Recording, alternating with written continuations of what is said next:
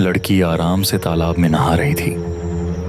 पूर्णिमा की रात की चांदनी में सफेद साड़ी में लिपटा उसका सुंदर रूप साफ दिख रहा था। राहगीर से अब रहा नहीं गया। उसने लड़की को आवाज लगाकर पूछा, ए लड़की, कौन हो तुम और इतनी रात में यहाँ क्या कर रही हो? लड़की ने उसकी ओर देखा और मुस्कुराई। उसकी मुस्कान में कुछ ऐसा था जो उसे उस तालाब के पास खींच रहा था। वह कदम बढ़ाकर पानी में उतर गया। पानी बहुत ठंडा था, लेकिन उसका ध्यान केवल उस लड़की पर लगा हुआ था। जैसे ही वो लड़की के पास आया, ढकी अचानक से गायब हो गई।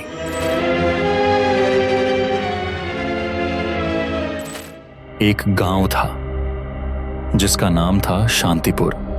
यह गांव चारों ओर से घने जंगलों और पहाड़ियों से घिरा हुआ था। गांव के बीचों बीच स्थित एक पुराना तालाब, लोग उसे शापित तालाब कहते थे। उस तालाब के बारे में कहा जाता कि जो भी वहां रात में जाता है वह कभी वापस नहीं लौटता। पूर्णिमा की एक ठंडी और घने कोहरे वाली रात थी। एक राहगीर देर रात तालाब के पास से गुजर रहा था। आज तो बहुत देर हो गई। आज रात इसी गांव में रुक जाता हूँ। कल सुबह होते हैं आगे का सफर तय करूंगा। जैसे ही वह तालाब के करीब पहुंचा, उसे हल्की हल्की हंसी सुनाई दी। उसने मुड़कर देखा तो एक लड़की तालाब में नहाती हुई दिखाई दी।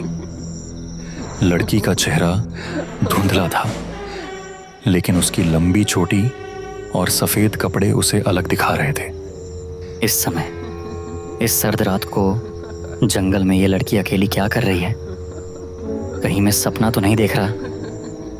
पास जाकर देखता हूँ। उसने पास जाकर देखा। लड़की आराम से तालाब में नहा रही थी। पूर्णिमा की रात की चांदनी में सफेद साड़ी में लिपटा उसका सुंदर रूप साफ दिख रहा था। राहगीर से अब रहा नहीं गया। उसने लड़की को आवाज लगाकर पूछा, ए लड़की, कौन हो तुम और इतनी रात में यहाँ क्या कर रही हो? लड़की ने उसकी ओर देखा और मुस्कुराई। उसकी मुस्कान में कुछ ऐसा था जो उसे उस तालाब के पास खींच रहा था। वह कदम बढ़ाकर पानी में उतर गया।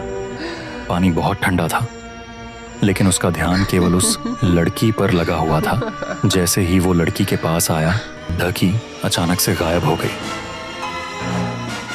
अरे कहाँ गई वो? तभी पानी से एक हाथ निकला और उसको खींचकर तालाब के अंदर ले गया। उसकी चीख पूरे जंगल में गूंजी, लेकिन कोई उसे बचाने नहीं आया। अगले दिन रामू का शव तालाब के किनारे मिला। उसकी आंखें खुली थीं और चेहरे पर गहरी डर की छाया थी। आसपास गांव के लोग उसके शव को देख रहे थे। तभी उनमें से एक युवक बोला, मुखिया जी, आज इस तालाब ने एक और जान ले ली। ऐसा कब तक चलता रहेगा? मुखिया ने एक गहरी सांस ली और बोला, पता नहीं वो दिन कब आएगा जब हमें इस शापित तालाब से मुक्ति मिलेगी। यह घटना पूरे गांव में चर्चा का विषय बन गई। लोग तालाब को शापित कहते थे और इस घटना ने उनके डर को और बढ़ा दिया। एक दिन अजय, जो मुखिया जी का पोता था, शहर से अपनी पढ़ाई पूरी करके गांव आया। गांव आते ही उसे इस शापित तालाब के बारे में पता चला। उसने गांव वालों से तालाब के इतिहास के बारे में पूछा। गांव के बुजुर्ग रामपाल दादा ने बताया, यह तालाब साधारण नहीं है। यहाँ मीरा नाम की लड़की और उसका परिवार कुछ साल पहले डूब गया था। कहते हैं कि उनकी आत्माएं आज भी यहाँ भटक रही हैं। अजय ने पूछा, मीरा और उसके परिवार के साथ ऐसा क्या हुआ था? रामपाल दादा की आंखों में गहरी उदासी थी। उन्होंने कहा, ये एक दर्दनाक कहानी है बेटा। मीरा गांव की सबसे खूबसूरत लड़की थी। उसकी मासूमियत और सादगी ने हर किसी का दिल जीत लिया था। लेकिन गांव के दबंग ठाकुर रमेश सिंह की नजरें उसके शरीर पर थीं। रमेश एक लालची और क्रूर व्यक्ति था।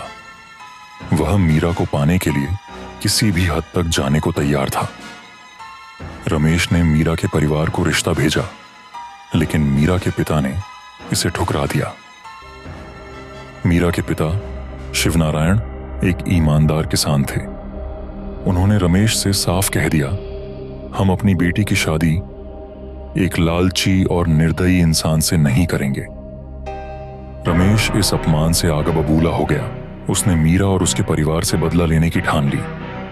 एक रात रमेश ने अपने आदमियों के साथ मिलकर शिवनारायण के घर आग लगा दी। मीरा और उसका परिवार जान बचाने के लिए तालाब की ओर भागा, लेकिन रमेश ने उन्हें वहां भी घेर लिया। मीरा ने रमेश से विनती की, हमारा पीछा छोड़ दो। लेकिन रमेश ने कहा, अगर तुम मेरी नहीं हो सकती तो किसी की नहीं हो सकती। अभी भी समय है, मेरी बन जाओ। मीरा ने रमेश को गुस्से से देखा और कहा, मीरा अपनी जान दे देगी पर तुझसे शादी नहीं करेगी। इतना कहकर मीरा तालाब में कूद गई। मीरा को पानी में डूबते देख उसके माता पिता भी तालाब में कूद गए और इसके बाद वो कभी वापस नहीं आए। मीरा की आत्मा आज भी उस तालाब में कैद हो गई। मीरा हर रात तालाब में नहाती है और जो भी उसे देखता है वो कभी वापस नहीं आता। अजय ने इन बातों को सुनकर तय किया कि वह रात को इस तालाब के पास जाकर तालाब के रहस्य को सुलझाएगा। उस रात वो अपने घर सभी के सोने का इंतजार कर रहा था। आधी रात को जब सब लोग गहरी नींद में सो रहे थे, उसी समय वो उस तालाब की ओर निकल पड़ा।